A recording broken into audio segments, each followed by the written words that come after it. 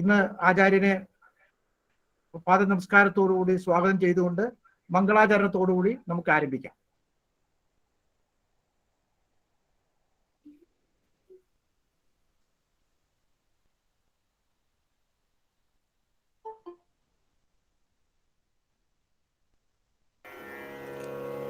സൗന്ദര്യലഹരീ കർത്രേ സർവമംഗലദായിനേ ശങ്കരാചാര്യവർയായ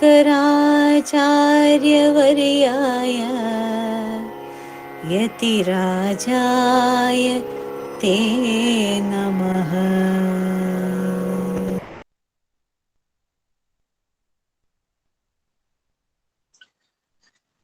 എല്ലാവർക്കും നമസ്കാരം. ഇന്ന് നമ്മുടെ ക്ലാസ് കഴിയായി. കാരണം 3 ശ്ലോകം കൂടിയും കഴിഞ്ഞാൽ ആ ഒരു തപസ് ഇവിടെ അവസാനിക്കുകയാണ്. നമുക്കൊരു ക്ലാസ്സും കൂടിയും വേണം എന്നുള്ള ഒരു തോന്നലുണ്ട്. കാരണം ഇത് കഴിഞ്ഞാൽ പുസ്തകം തുടങ്ങി ആ പുസ്തകം അവസാനിച്ചു എന്നുള്ളതല്ലാതെ പല കാര്യങ്ങളുമായിട്ട് നമ്മുടെ ഇതിനിടയ്ക്ക് ഒരു കാര്യങ്ങളും നമ്മൾ അങ്ങനെ പറഞ്ഞിട്ടില്ല. ഈ ശ്ലോകത്തിലൂടെ മാത്രമാണ് പോയത്. അപ്പൊ ഒരു ക്ലാസ് ഇത് കഴിഞ്ഞിട്ട് ഒരു ക്ലാസ്സും കൂടി സൗന്ദര്യലഹരി തന്നെയാണ്. അതായത് ശ്ലോകങ്ങളല്ലാതെ കോമൺ ആയിട്ടുള്ള സംഗതികളെ കുറിച്ചിട്ട് ഈ ഉപാസന ബന്ധങ്ങൾ എങ്ങനെയാണ്, ദേവതാ സങ്കല്പങ്ങൾ, ഇതെല്ലാം കൂടിയും പറഞ്ഞു പോകുമ്പോഴാണ് ഒരു സ്തോത്രോപാസനയുടെ പൂർണ്ണതയാവുക. അപ്പൊ അതും കൂടി നമുക്കറിയാവുന്ന രീതിയിൽ ദേവി നമ്മളിലൂടെ പറയാവുന്ന ഭാഷയിൽ അറിയാവുന്ന വാക്കുകൾ ഉപയോഗിച്ച് നമുക്ക് അതും കൂടി ഒന്ന് ചർച്ച ചെയ്യാം. അത് അടുത്ത ക്ലാസ്സിൽ. ഇപ്പൊ 3 ശ്ലോകങ്ങളാണ് നമുക്ക് ഇനി തീരാനുള്ളത്. 98, 99, 100 ശ്ലോകങ്ങളാണ്. 100 ശ്ലോകങ്ങളോടുകൂടി ആചാര്യസ്വാമികളുടെ ആ ഒരു തപസ്, അതായത് സ്തോത്രരചനയിലുള്ള ഈ സൗന്ദര്യലഹരിക്ക് ഉപയോഗിച്ചിരിക്കുന്നത് കഴിയുകയാണ്. അത് ഇനി നമ്മളത് പഠിക്കുക, ആ ഉപാസനയിലൂടെ പോവുക എന്നുള്ളതേ നമ്മളെ സംബന്ധിച്ച് ഉള്ളൂ.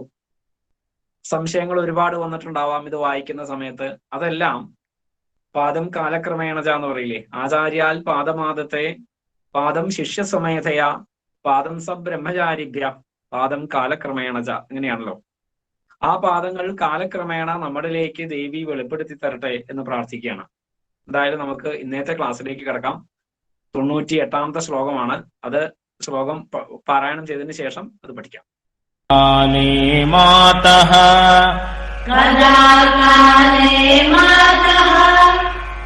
കഥയ കലിതാലക്തകരസം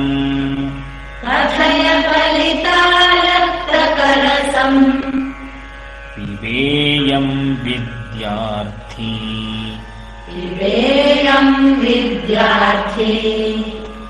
തവ ചരണ നിർണേജന ജലം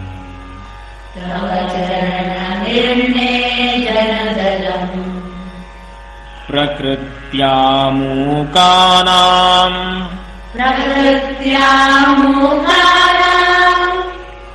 അപി ച കവിതാകാരണതയാ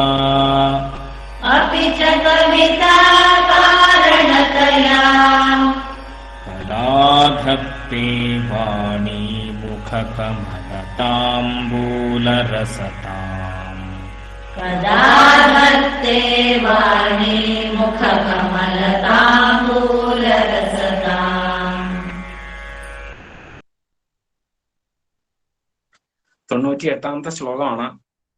കഥാകാലേ മാതഃ കഥയ കലിതാലക്തകരസം പിബേയം വിദ്യാർത്ഥി തവ ചരണനിർണേജന ജലം പ്രകൃത്യാ മൂകാനാം അപി ച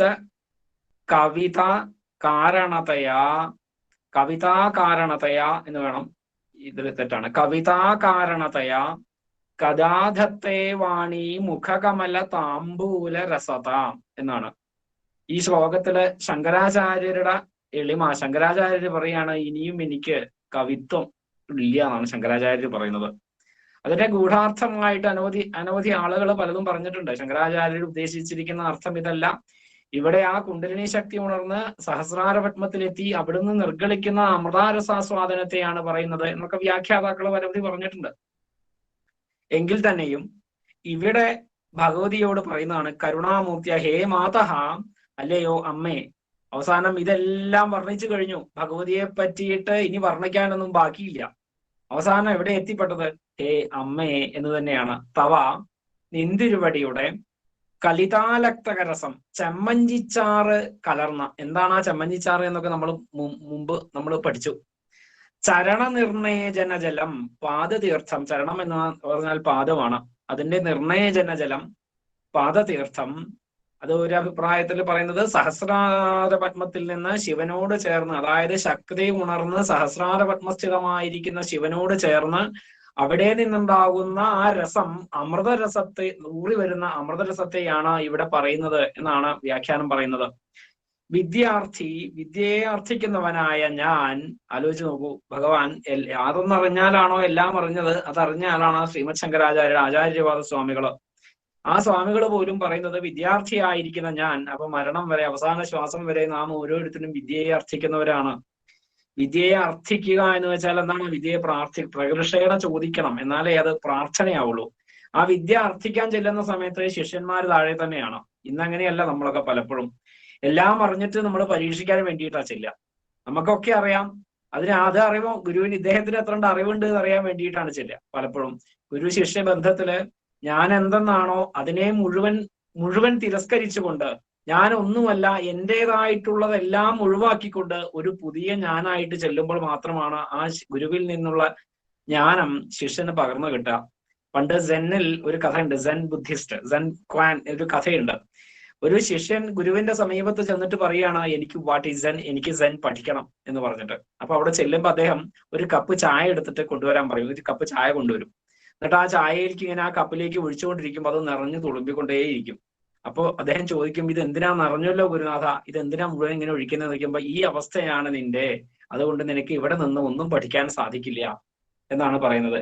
ഓൾറെഡി നിറഞ്ഞിരിക്കുന്ന, സ്വാഭാവികമായിട്ട് നമ്മുടെ ഉള്ളിൽ, അതായത് നമ്മൾ എന്തൊക്കെയോ അറിഞ്ഞു വെച്ചിട്ടുണ്ട്, കുറേ അറിവുകളുണ്ട്. ഈ അറിവുകളാൽ നിറഞ്ഞ് കഴിഞ്ഞ ഒരാൾക്ക് ഒരിക്കലും ഒരു സദ്ഗുരുവിന്റെ ലാഭം ഉണ്ടാകാൻ വളരെ പ്രയാസമാണ്.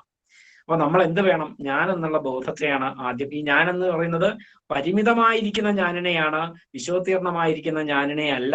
ഈ ചെറിയ ഞാനല്ല, ഈ സർവചരാചരത്തിലും കാണുന്ന ഞാനാണ് ഞാൻ എന്ന് മനസ്സിലാക്കുന്ന ഞാനാണ് ആ വിശ്വോത്തീർണമായിരിക്കുന്ന ഞാൻ. പരിമിതനായിരിക്കുന്ന ഞാനല്ല. പരിമിതനായിരിക്കുന്ന ഞാൻ ചെന്നു കഴിഞ്ഞാൽ ഗുരു ആദ്യം അതിനെ നശിപ്പിക്കാൻ വേണ്ടിയുള്ള പണിയാ നോക്കുക. എന്തൊന്നൊക്കെയാണോ ഞാനായിട്ടിരിക്കുന്നത് എന്ന് ഞാൻ അറിഞ്ഞത്, അതിനെ മുഴുവൻ ഹരിക്കും, അതിനെ മുഴുവൻ കത്തിച്ചില്ലാതാക്കുകയാണ് ഒരു സദ്ഗുരു ചെയ്യുക ആദ്യം. എന്നിട്ട് പുതുതായിരിക്കുന്ന അറിവുകൾ ഓരോന്നായിട്ട് പകർന്നു തരിക ചെയ്യാം. അപ്പൊ ജീവിതത്തിൽ എന്തേ നമുക്ക് വേണ്ടു?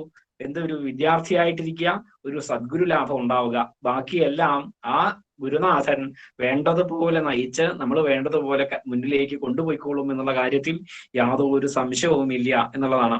ആ വിദ്യാർത്ഥിയായിരിക്കുന്ന, വിദ്യയെ അർത്ഥിക്കുന്നവനായിരിക്കുന്ന ഞാൻ കഥാകാലെ, ഏതു കാലത്ത് പിബേയം പാനം ചെയ്യും. ആലോചിച്ച് നോക്കൂ. ഈ ശ്ലോകങ്ങൾ മുഴുവൻ അതിമനോഹരമായി എഴുതി ഇതിന്റെ തത്വത്തെയും ഇതിന്റെ കവിതാ ഭംഗിയെയും ഇതിന്റെ വൃത്തഭംഗിയെയും ഒക്കെ പറഞ്ഞ് വളരെ വളരെ വളരെ അധികം ടെക്സ്റ്റുകൾ ഒക്കെ ഇറങ്ങിയിട്ടുണ്ട്. ഇത്രയും മനോഹരമായി എഴുതി കഴിഞ്ഞതിന് ശേഷമാണ് പറയുന്നത്, വിദ്യാർത്ഥിയായിരിക്കുന്ന ഞാൻ ആ ചെമ്മഞ്ചിച്ചാറ് കലർന്നിരിക്കുന്ന ആ രസത്തെ എപ്പോൾ പാനം ചെയ്യും?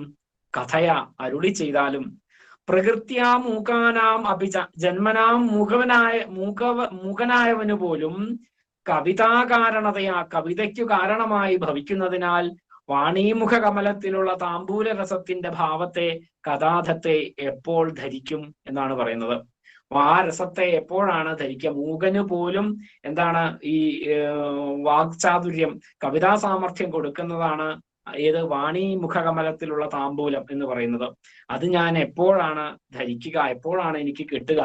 കരുണാമൂർത്തിയായ അല്ലയോ അമ്മേ, അവിടെ കരുണാമൂർത്തിയായിരിക്കുന്ന ഞാൻ ഇത്രയൊക്കെ ചെയ്തു, എനിക്ക് ആ അനുഗ്രഹം ചൊരിയണേ എന്നുള്ള ഒരു പ്രാർത്ഥനയോട് കൂടിയിട്ടാണ്. കരുണാമൂർത്തിയായിരിക്കുന്ന അല്ലയോ അമ്മേ, വിദ്യാർത്ഥിയായ ഞാൻ ചെമ്മഞ്ഞിച്ചാല് കലർന്ന നിന്തിരുവടിയുടെ പാദതീർത്ഥം ഏത് കാലത്ത് പാനം ചെയ്യും എന്നുള്ളതാണ് ചോദിക്കുന്നത്. അരുളി ചെയ്താലും അമ്മേ, ജന്മനാ മൂകരായവർക്ക് പോലും കവിതയ്ക്ക് കാരണമായി ഭവിക്കുന്നതിനാൽ സരസ്വതീ ദേവിയുടെ മുഖകമലത്തിലുള്ള താമ്പൂല രസഭാവത്തെ ആ പാദതീർത്ഥം എപ്പോൾ ധരിക്കും എന്നുള്ളതാണ്. അത് കഴിച്ചു കഴിഞ്ഞിട്ടുണ്ടെങ്കിൽ എന്താ ഉണ്ടാവുക? ഇനി അതിന്റെ അടുത്ത ഇത് പറയുന്നത് അതിന്റെ ഫലശ്രുതിയായിട്ടാണ്. ഈ കവിത ഇത്രയും ശ്രേഷ്ഠമായിരിക്കുന്ന, കാരണം വാക്ക് ശക്തിയാണ്, കവിത വാക്കാണ്. ഈ കവിത വാക്കിലൂടെയാണ് ഈ ജഗദംബയെ സേവിക്കുക, വാക്കിലൂടെയാണ് ആശയങ്ങളെ വ്യക്തമാക്കുക, വാക്കിലൂടെയാണ് നമ്മൾ പഠിക്കുന്നത്. വാക്ക് ശക്തിയാണ്. ഈ വാക്ശക്തി ഭഗവതിയുടെ അനുഗ്രഹം കൊണ്ട്, ഭഗവതിയുടെ കാലിലുള്ള ചെമ്മഞ്ഞിച്ചാറ് കലർന്നിരിക്കുന്ന ആ രസാസ്വാദനത്തിലൂടെ എനിക്ക് എന്നാണ് കിട്ടുക എന്നുള്ളതാണ്. മാണിമുഖ കമലത്തിൽ ഇരിക്കുന്ന ആ താമ്പൂല ചർവണം ചെയ്തിരിക്കുന്ന രസത്തെ എനിക്ക് എങ്ങനെയാണ് കിട്ടുക എന്നുള്ളതാണ് ഇവിടെ പറയുന്നത്. ഈ ഭഗവതിയുടെ പാദതീർത്ഥത്തിന്റെ പ്രത്യേകതയാണ് ഈ ശ്ലോകത്തിൽ പറഞ്ഞിട്ടുള്ളത്. കഥാകാലേ മാതഃ കഥയ പറഞ്ഞാലും കലിതാലകൃതകരസം പിബേയം വിദ്യാർത്ഥി തവ ചരണ നിർണയജന ജലം പ്രകൃത്യാമൂകാനാമപി ച കവിതാകാരണതയാ കഥാധത്തേ വാണി മുഖകമലതാംബൂലരസതാം എന്ന് പറഞ്ഞുകൊണ്ട് 98-ാമത്തെ ശ്ലോകം അവസാനിക്കുകയാണ്. ഇനി 99-ാമത്തെ ശ്ലോകത്തിലേക്ക് കിടക്കാം.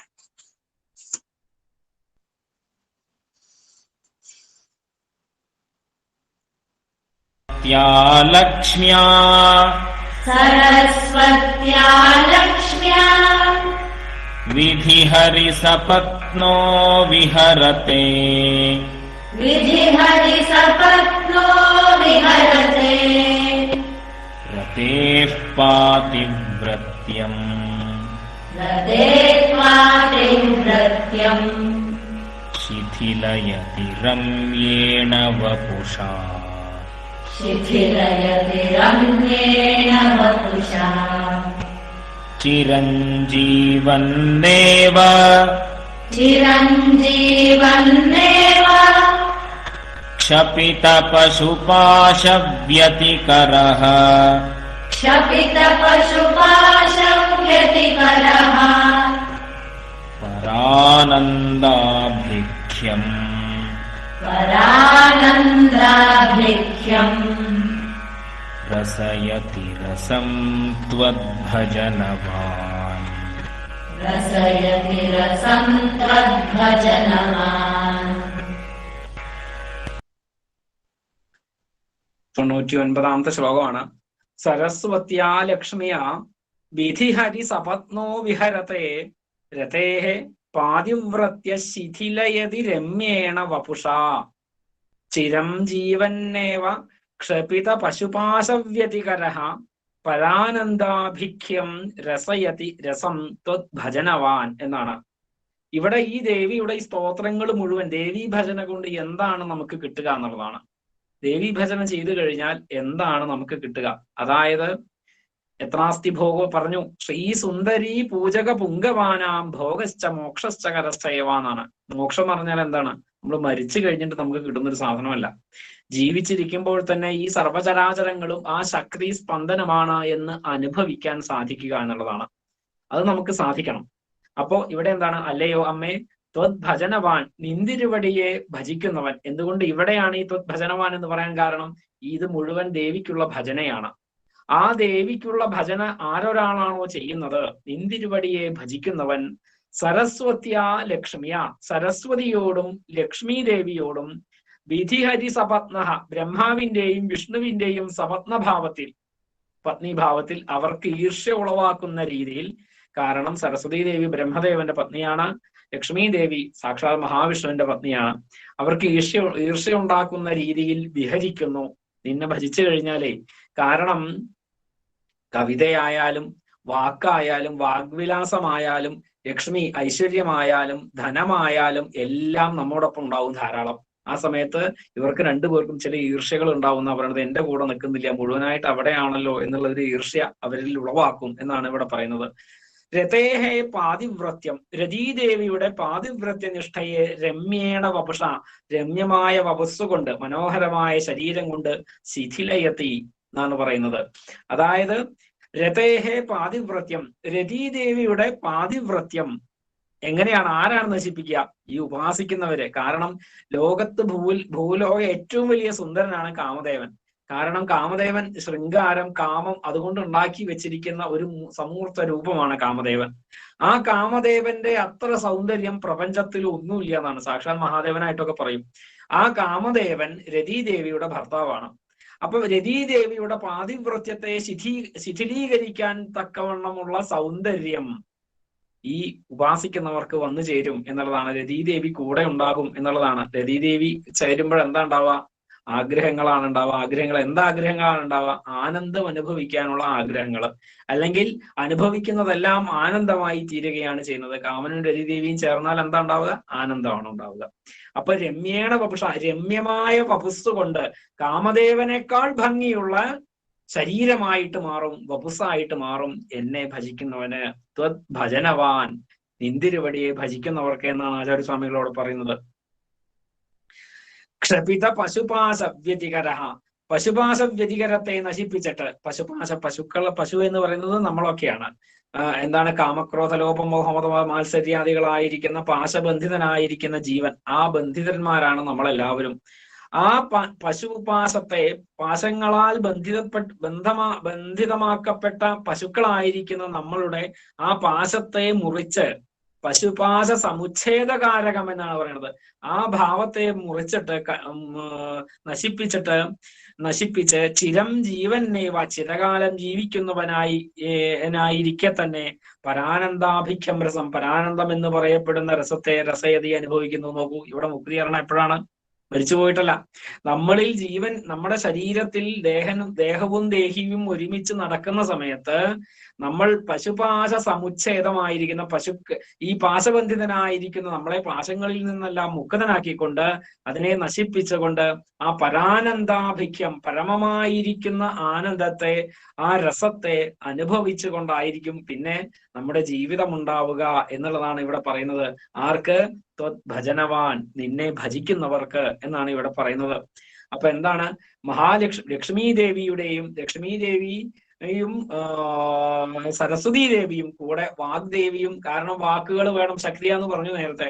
ഈ വാക്കുകൾ അനർഗള നിർഗളമായിട്ട് ഒഴുകിക്കൊണ്ടിരിക്കണം. നല്ല വാക്കുകൾ വരണം. നല്ല വിദ്യയെ അഭ്യസിക്കണമെങ്കിൽ വാക്ക് വേണം. കവിതാരസം, ഇതേപോലെയുള്ള ഗ്രന്ഥരചനകൾ വേണമെങ്കിൽ വാക്കുകൾ വേണം. ഇതുപോലെ എല്ലാം രചിക്കാൻ സരസ്വതി ദേവി കൂടെ വേണം. ഇനി അത് മാത്രമല്ല, ഐശ്വര്യം നമ്മുടെ കൂടെ നമുക്ക് എല്ലാ കാര്യങ്ങളും ചെയ്യേണ്ടതാണ്. അതുകൊണ്ട് ലക്ഷ്മി ദേവിയും കൂടെ വേണം. അത് ലക്ഷ്മി ദേവി എന്തിനാണ് കൂടെ? നമുക്ക് എന്തൊരു ആഗ്രഹമുണ്ടോ അത് സാധിക്കുവാൻ എന്ത് വേണം? ലക്ഷ്മി ഭഗവതി തന്നെ കടാക്ഷിക്കണം. ഈ ലക്ഷ്മി ദേവിയും കൂടെ വേണം. വെറുതെ അറിവുകൾ കുറെ നമ്മുടെ മനസ്സിലോ ബുദ്ധിയിലോ ഉണ്ടായിട്ട് കാര്യമില്ല. ഇത് പുറത്തേക്ക് വരണമെങ്കിൽ എന്ത് വേണം? ലക്ഷ്മി ദേവി വേണം. പുറത്തേക്ക് വന്ന് ഇത് മറ്റുള്ളവർക്ക് ലോകോപകാരാർത്ഥമായി മാറണമെങ്കിൽ ലക്ഷ്മി ദേവി വേണം. അപ്പോ ഇത് രണ്ടും കൂടെ വരും. അത് മാത്രമല്ല, കാമദേവന്റെ ശരീരത്തെ വെല്ലുന്ന വപുസ്സോടുകൂടി ശരീരത്തിന്റെ ഭംഗി അതുണ്ടാവും എന്നാണ് പറയുന്നത്. രമ്യേണ വപുഷ, രമ്യമായിരിക്കുന്ന വപുസ് കൊണ്ട് രതീദേവിയുടെ പാതിവ്രത്യ നിഷ്ഠയെ ശിഥിലമാക്കി തീർക്കുന്നു എന്നുള്ളതാണ് ഇവിടെ ആചാര്യസ്വാമികള് ഈ ഒരു ശ്ലോകത്തിലൂടെ പറയുന്നത്. ഇത് ശരിക്ക് ഈ സൗന്ദര്യലഹരി ശ്ലോകത്തിന്റെ ഫലശ്രുതി ആയിട്ടാണ് പറയുന്നത്.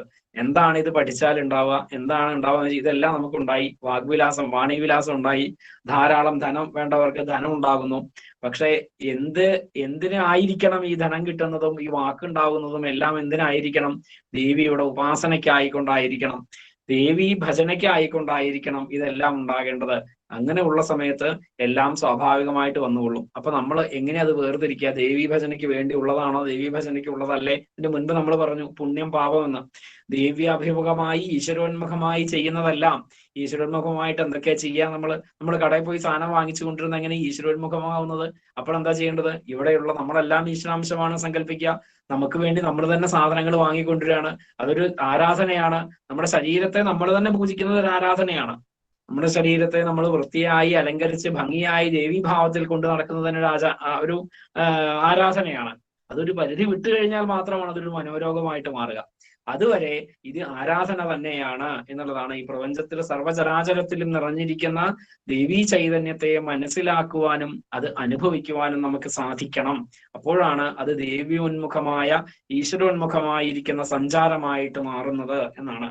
സരസ്വത്യാ ലക്ഷ്മ്യാ വിധിഹരി സപത്നോ വിഹരത്തെ രതേഹ പാതിവ്രത്യ ശിഥിലയതി രമ്യേണ വപുഷാ ചിരം ജീവന്നേവ ക്ഷപിത പശുപാശവ്യതികരഃ പരാനന്ദാഭിഖ്യം രസയതി രസം ത്വത് ഭജനവാൻ എന്ന് പറഞ്ഞുകൊണ്ട് 99ാമത്തെ ശ്ലോകവും ആചാര്യസ്വാമികൾ എഴുതി. ഇനി 100ാമത്തെ ശ്ലോകത്തോടു കൂടി നമ്മുടെ ഈ സൗന്ദര്യലഹരി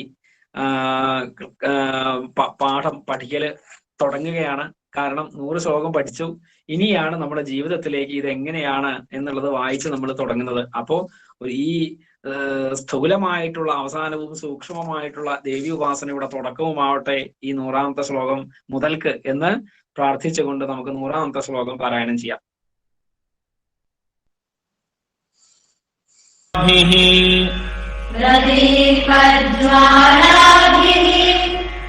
ദിവസകര നീരാജന വിധിഃ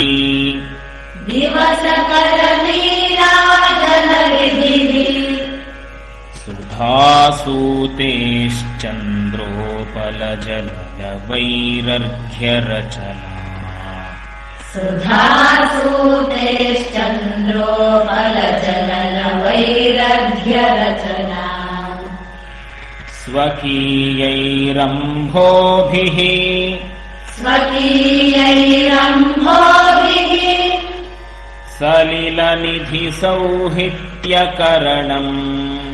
സലിലനിധി സൗഹിത്യകരണം ത്വദീയാഭിർവാഗ്ഭിഃ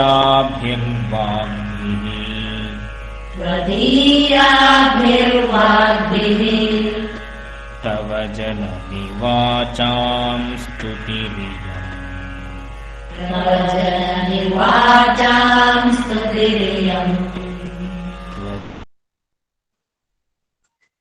നൂറാമത്തെ ശ്ലോകമാണ്. പ്രദീപജ്വാലാഭിർ ദിവസകര നീരാജന വിധിഃ സുധാസൂതേശ്ചന്ദ്രോപല ജലലവരൈരർഘ്യരചന സ്വകീയൈരംഭോഭിഃ സലിലനിധി സൗഹിത്യകരണം ത്വദീയാഭിർവാഗ്ഭിഃ തവ ജനനി വാചാം സ്തുതിരിയം. എന്താണ് ഇവിടെ പറയുന്നത്? ദേവി എന്തൊന്നിലാണോ ഉണ്ടാക്കിയത്, എന്തൊന്നിലാണോ ജീവിക്കുന്നത്, എന്തൊന്നിലാണോ സമർപ്പിതമാകുന്നത്, ഏതൊരു ശക്തി കൊണ്ടാണോ ഞാൻ ഉണ്ടായത്, ഏതൊരു ശക്തി കൊണ്ടാണോ ഞാൻ ജീവിക്കുന്നത്, ഏതൊരു ശക്തിയിലാണോ ഞാൻ ലയിക്കുന്നത്, അതാണ് സാക്ഷാൽ പരബ്രഹ്മമൂർത്തി, സാക്ഷാൽ മഹാദേവി എന്നുള്ളതാണ് ഇവിടെ പറയുന്നത്. ഇവിടെ ആചാര്യസ്വാമികള് ഇത് മുഴുവൻ എങ്ങനെയാണ് എഴുതിയത്? ഞാൻ ഈ ആദ്യത്തെ ശിവശക്രിയായ യുക്തോ എന്ന് പറയുന്ന സ്തോത്രം മുതല് പ്രദീപജ്വാലാഭിർ എന്ന് പറയുന്ന സ്തോത്രം വരെ, ആ ശ്ലോകം വരെ എങ്ങനെയാണ് എഴുതിയത് എന്നുള്ളതാണ് ഇവിടെ പറയുന്നത്. ഹേ വാചാം ജനനി, വാക്കുകൾക്ക് അമ്മയായ അല്ലയോ ദേവി. വാക്കുകൾക്ക് അമ്മ എന്ന് പറയുന്നത് വാക്ക് ശക്തിയാണ്. ഈ വാക്കുകൾക്ക് അമ്മ എന്ന് പറയുന്നത് സൂക്ഷ്മാർത്ഥം വേറെയുണ്ട്. എന്നാലും നമ്മുടെ ഉള്ളിൽ നിന്ന് വരുന്നത് എവിടുന്ന് ഉണ്ടാകുന്നത്?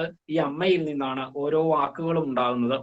അപ്പൊ ആ അമ്മയിൽ നിന്ന് വാക്കുകൾക്ക് വാചാം ജനനി, വാക്കുകൾക്ക് അമ്മയായിരിക്കുന്ന ജനനി, സ്വകീയാഭിഹി, സ്വകീയങ്ങളായ തന്റേതു തന്നെയായ, പ്രദീപജ്വാലാഭി, കൈവിളക്കിന്റെ ജ്വാലകളെ കൊണ്ട്, ദിവസകര നീരാജന വിധി, സൂര്യദേവൻ നീരാജന വിധി ചെയ്യുന്നത് പോലെയും, സൂര്യപ്രകാശം നമ്മൾ കാണുന്നുണ്ട്, ആ സൂര്യപ്രകാശം കൊണ്ട് സൂര്യന് തന്നെ നീരാജനം ഒഴിയുന്നത് പോലെയും,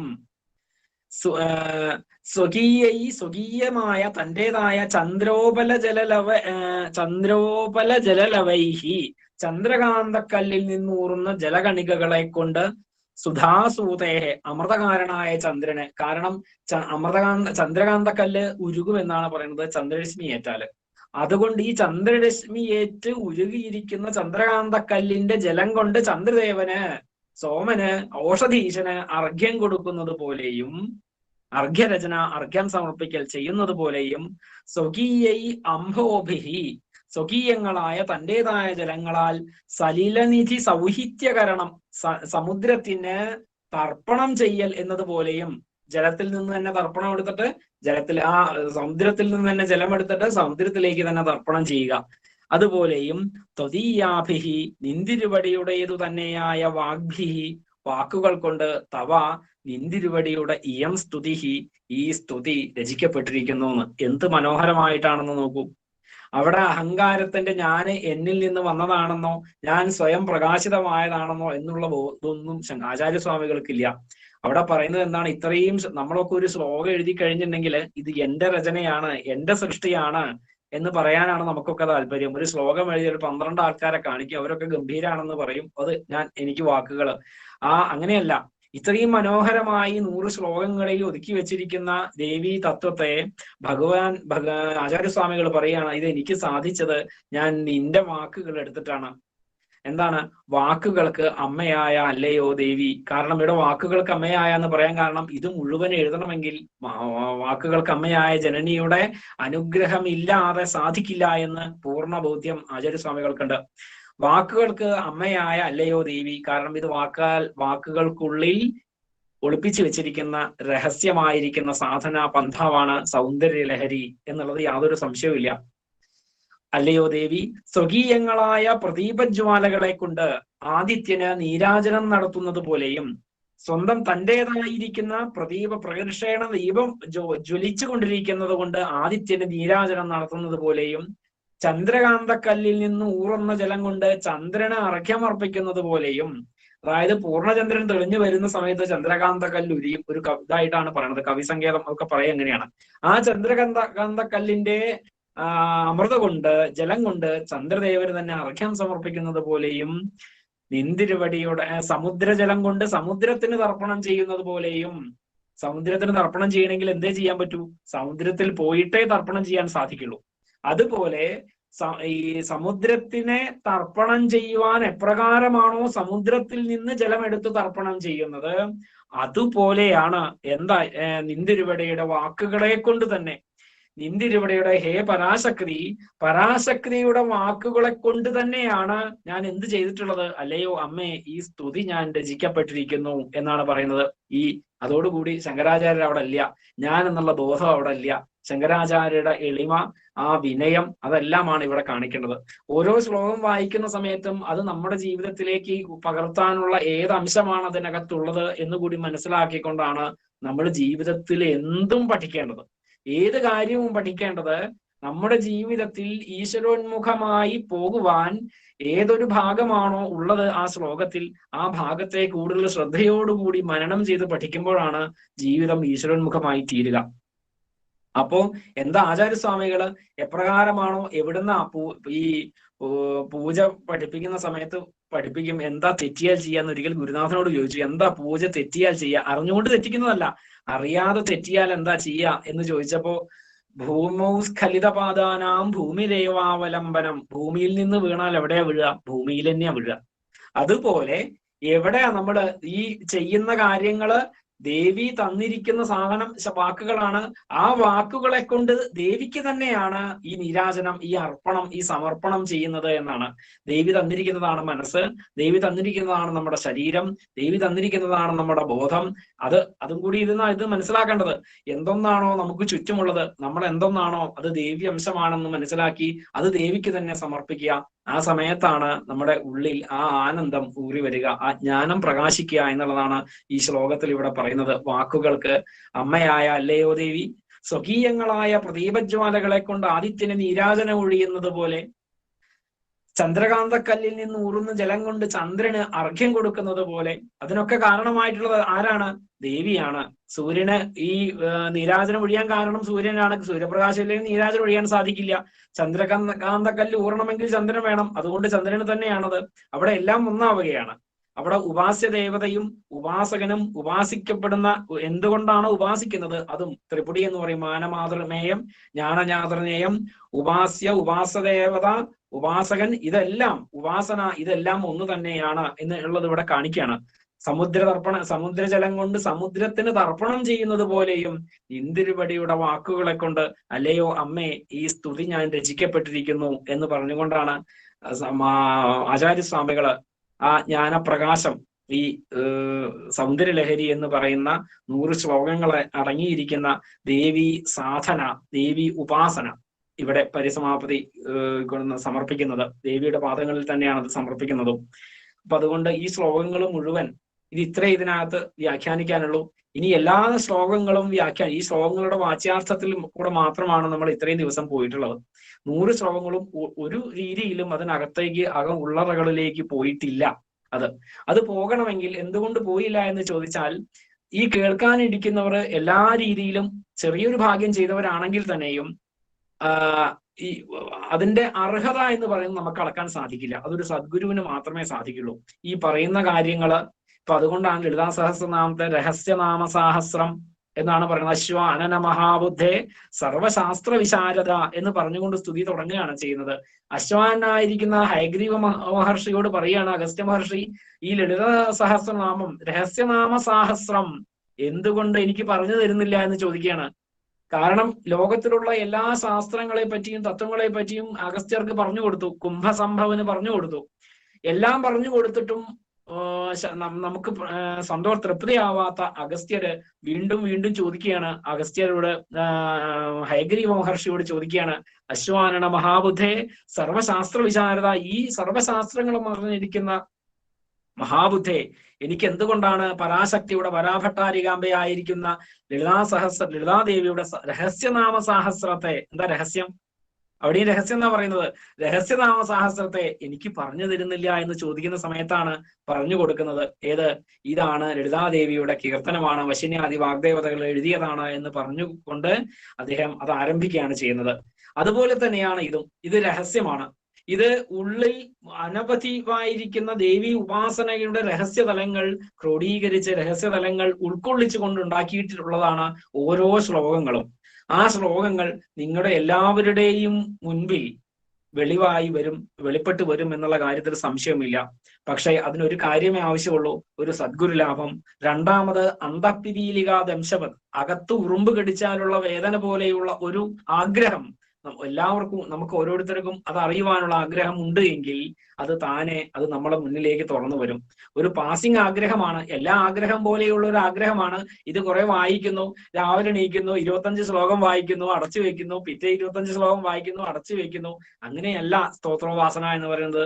ആ ദേവീ ഭാവത്തിൽ എത്തുവാൻ, ദേവീ ഭാവത്തെ മനനം ചെയ്തുകൊണ്ട്, ദേവീ തത്വത്തെ മനനം ചെയ്തുകൊണ്ട് വായിക്കുന്ന ഓരോ ശ്ലോകങ്ങളിലൂടെയും വായിക്കുന്ന സമയത്താണ് നമുക്ക് ദേവി അനുഗ്രഹവർഷം ചൊരിയുക. അത് എപ്പോഴാണ് നമുക്ക് പറയാൻ സാധിക്കില്ല.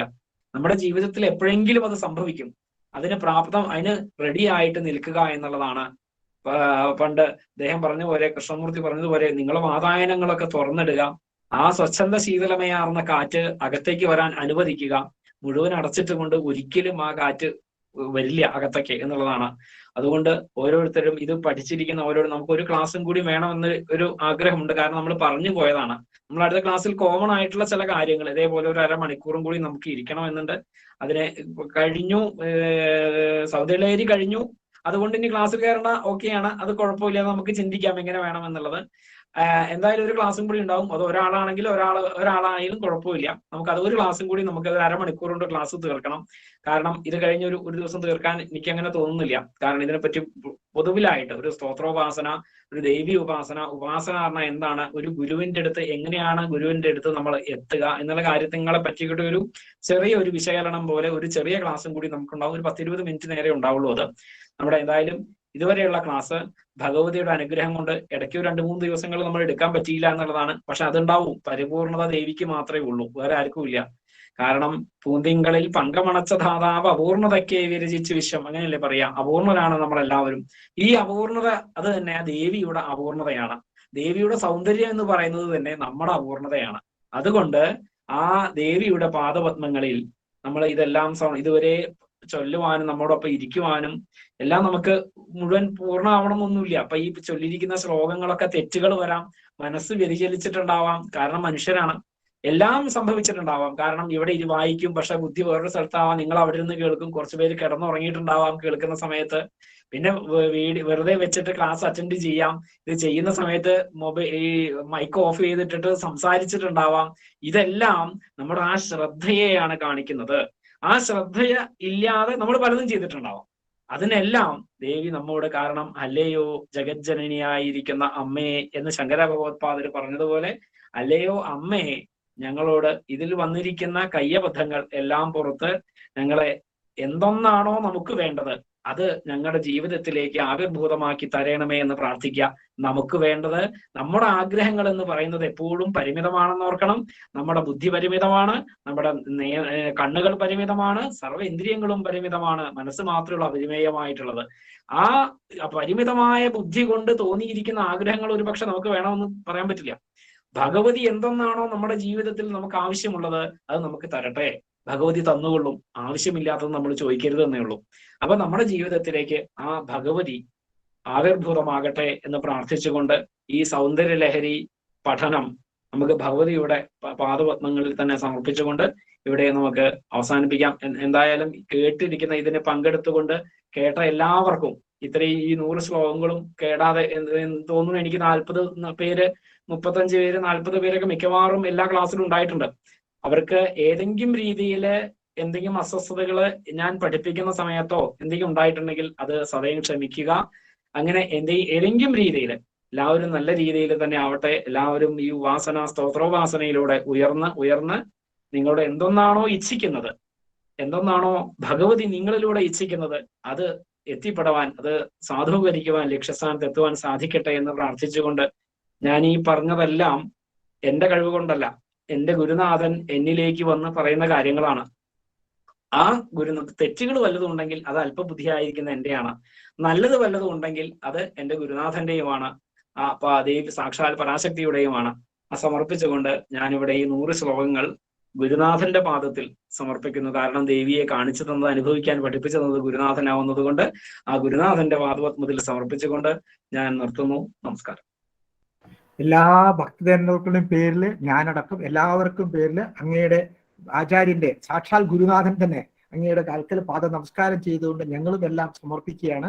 തീർച്ചയായിട്ടും അടുത്ത ക്ലാസ്സിൽ ഞങ്ങൾ എല്ലാവരും ഉണ്ടായിരിക്കും. ഇന്ന് പറയാൻ അഥവാ പറ്റാത്ത ആൾക്കാരടക്കം 50 പേരുണ്ട്. നമസ്കാരം. തീർച്ചയായിട്ടും ഉണ്ടാകും. എല്ലാവരും പങ്കെടുക്കുന്നത് യാതൊരു സംശയവുമില്ല. ഇന്നത്തെ ക്ലാസ് നമുക്കിവിടെ അവസാനിപ്പിക്കാം.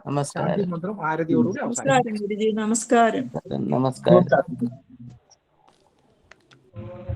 നമസ്കാരം. ഭവന്തു സുഖിനഃ സന്തു നിരാമയാഃ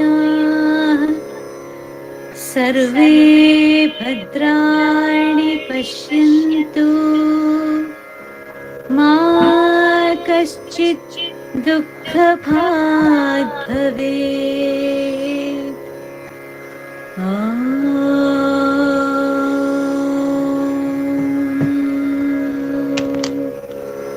ശാന്തി ശാന്തി ശാന്തി.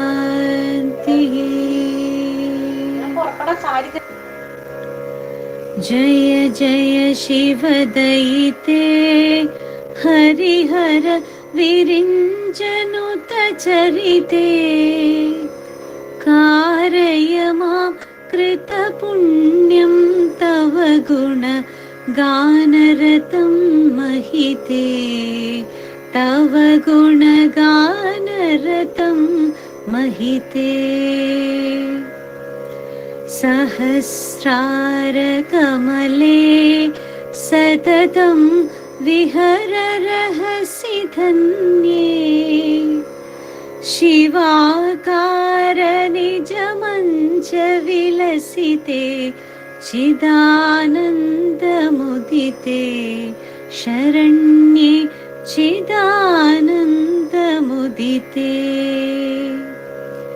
भवानि मयि दासे दृष्टिं वितरते सकरुणां निज.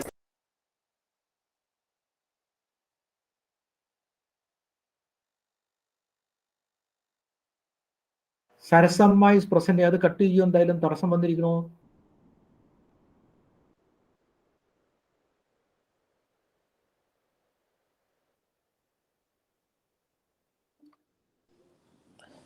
സാർ അടുത്ത ക്ലാസ് ട്യൂസ്ഡേയിലാണോ ഫ്രൈഡേയിലാണോ? ഇത് കഴിഞ്ഞിട്ടില്ല, കഴിഞ്ഞിട്ട് പറയാം. അടുത്ത ട്യൂസ്ഡേ തന്നെ. സരസമ്മ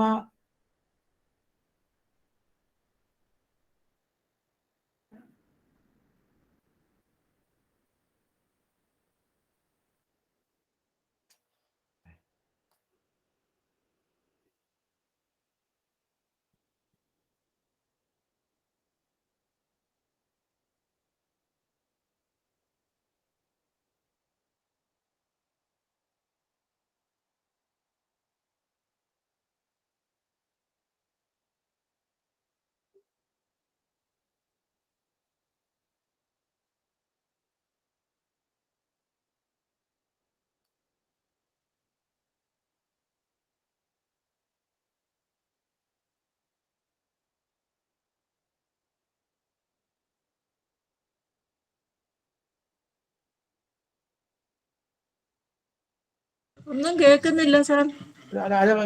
ഇടയിൽ ഒരാളൊന്ന് കയറി കെട്ടി ഞാൻ വേറെ വീണ്ടും വിടുകയാണ് അതിന്റെ ബാക്കി ഇടാൻ വേണ്ടിയിട്ട്.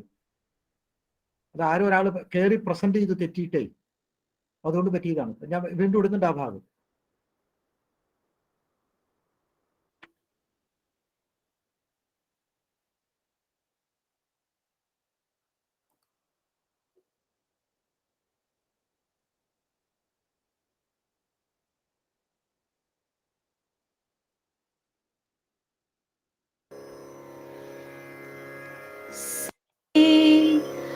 तव स्तन्यमधुरास्वादन सुख निरस्तान्यविषयम् कुरु मां निरस्तान्यविषयम्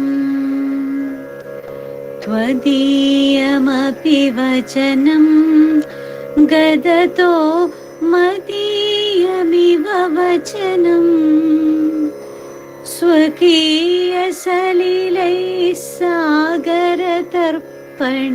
समं जननि विदितं सकलं समं जननि विदितम्।